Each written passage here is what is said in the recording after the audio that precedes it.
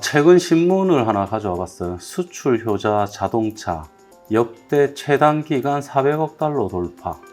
최근 신문인데 7월 말 기준으로 수출 상위 품목 쭉 봤더니 증가율이 다 마이너스죠. 반도체 마이너스, 석유 제품 다 마이너스인데 자동차에서 증가율이 40%, 정밀화학에서 22%, 선박, 해양 이쪽에서 또 증가율 있고 나머지는 전부 마이너스예요. 7월 말 기준이니까 2분기 실적하고는 상관없죠. 3분기죠. 수출액의 추이를 봤더니 요게 20년도, 21년도, 22년도, 여기 23년도인데 그 추이를 봤더니 굉장히 많이 늘었죠. 그리고 또 얘기가 나와 있는 게 선박, 조선 이쪽도 잘 나간다. 7월 선박 수주 점유율이 되게 높은데 한국 조선업계가 5개월 만에 1위에 올랐다. 그러니까 기본적으로 생각하는 건 그런 거거든요.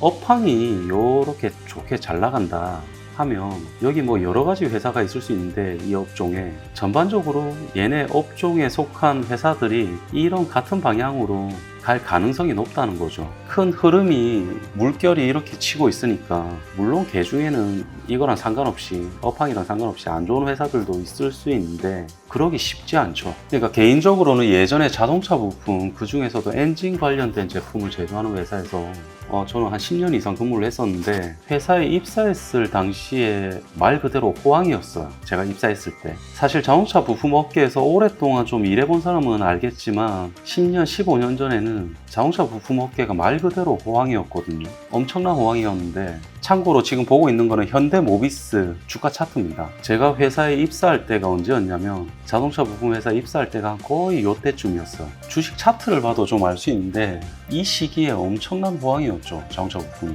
근데 그때 당시에는 몰랐죠. 저도 몰랐는데 제가 회사에 입사하고 보니까 요때였는데 이 시기가 지나고 이런 호황이 그 이후로는 안 왔어요. 그 이후로 지금까지 쭉 보면 이때 같은 호황은 한 번도 안 왔는데 계속 가라앉기만 했죠. 이렇게 업황 자체가 죽었죠. 저는 이 시기쯤에 그냥 회사를 나왔는데 이 사실 생각해보면 요 시기에 제가 입사했을 때 그때 시기에는 어땠냐면 국내에서도 그랬고 해외에서도 그랬고 새로운 거래처를 개발하는데 노력이 크게 필요 없었어요. 새로운 거래를 트는데 굉장히 쉬웠거든요. 말 그대로 바이어들이 너무 많았죠.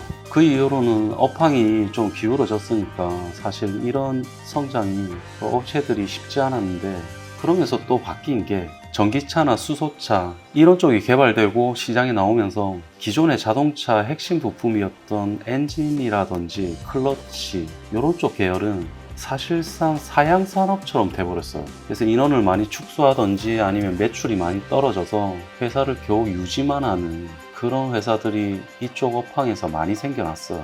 사실 저 같은 경우는 그런 것 때문에 그만둔다 이런 건 없었고 사실 좀 개인적인 일이 생겨서 회사를 그만두게 됐는데 지금은 시간이 좀 지나고 약간 객관적으로 볼 때 오히려 잘 된 건가? 뭐 약간은 그런 생각도 있어요.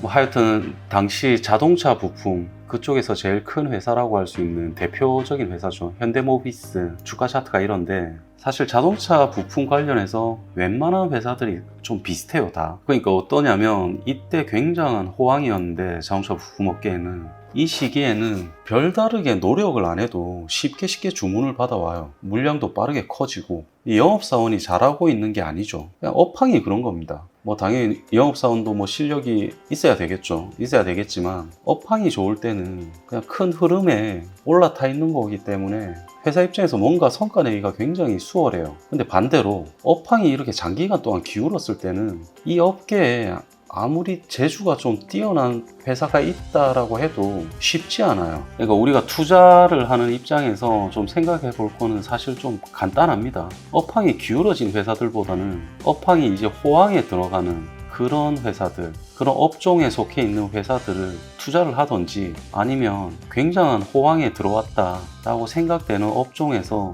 그냥 조그맣게라도 사업을 하든지 그런 회사에 투자를 하든지 그렇게 하면 됩니다. 여기 숟가락 하나 놓는 거죠 그냥. 그러면 어떤 산업이 호황인지 아니면 어떤 산업이 불황인지 판단을 먼저 해봐야 될 것 같은데 그 업종을 대표하는 회사들, 그 그런 회사들만 추려서 그냥 사업 보고서를 주기적으로 보는 거죠. 그렇게만 해도 사실 크게 틀리지는 않은데 어떤 산업에 대한 뉴스들 이런 걸 좀 주기적으로 봐도 도움이 되고, 그러면서 이제 추가적으로 전 세계의 어떤 경제 동향이라든지 지금 상황이 어떤지 그런 거 조금만 관심을 가져도 업황에 대해서는 자기만의 생각이 생기지 않을까 판단이 되는데, 지금 자동차 부품 같은 경우는 저는 개인적으로 굉장히 좋아질 거라고 생각을 해요. 물론 자동차 부품 같은 경우는 전기차, 수소차에 들어가는 부품 쪽이 있을 수가 있고 전통적인 자동차 부품 이쪽이 있을 수 있는데, 저는 개인적으로 둘 다 당분간은 좀 좋을 것 같아요. 어떻게 보면 지극히 제 개인적인 생각인데, 뭐 어찌되든 여러 데이터랑 사실을 근거로 판단해 볼 때 어떤 특정 산업에 활기가 돈다,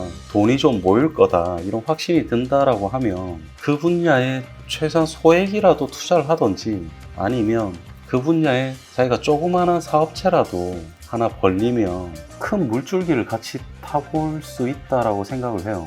자동차 부품 같은 경우도 저는 당분간은 꽤 좋을 거라고 생각을 하거든요. 물론 이게 한 5년, 10년 이상 꽤 장기간 동안 좋을 수 있으면 더 좋겠죠. 지금 사실 경제적으로 관심이 있는 사람들은 지금 재밌는 일들이 너무 많이 벌어지고 있죠. 특히나 한국 사람이라고 하면 뭔가 다양하게 시도해보기에 굉장히 좋은 시기라고 생각을 하는데, 개인적으로는 가까운 미래에 우리나라에 꽤 많은 부자들이 생겨나지 않을까 갑자기 그런 생각을 하는데, 그런 거 관련해서는 다음 시간에 다시 한번 또 얘기하도록 하겠습니다.